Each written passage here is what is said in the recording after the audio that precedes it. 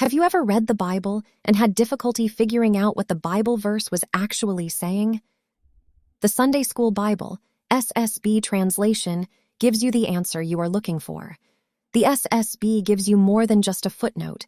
It gives you an actual paragraph explanation for each confusing verse, along with background on why it was written that way and how you should interpret it in modern English.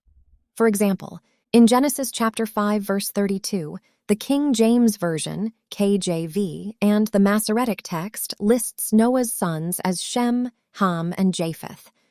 This is the order of covenant importance, Shem being the line of blessing, meaning in the bloodline of Jesus Christ, not the order of birth.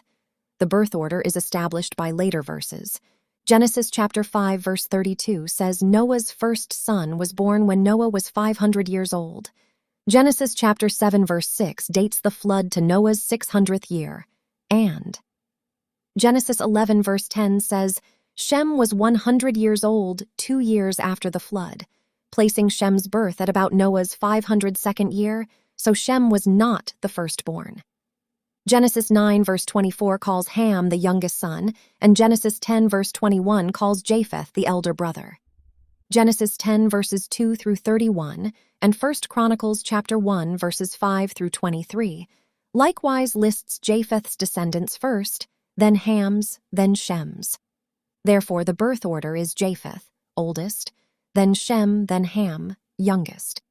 However, the Sunday School Bible, SSB, will consistently list the names in each genealogy chart in the same order the KJV gives them in that passage. In the book of Genesis, for example, Noah's sons are listed as Shem, Ham, and Japheth, so the SSB lists them that way in the verse's genealogy chart. Where the KJV lists the names in a different order elsewhere, the SSB follows that order in that verse's chart.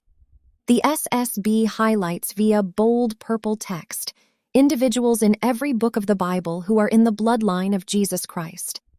When reading the Bible, it is essential to understand who God chose for this critical lineage.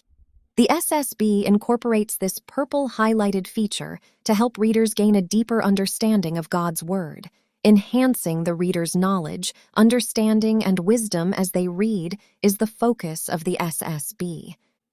We hope you enjoyed our notes video. Please like, subscribe, and comment below. Join us for our next episode of Sunday School Bible Notes.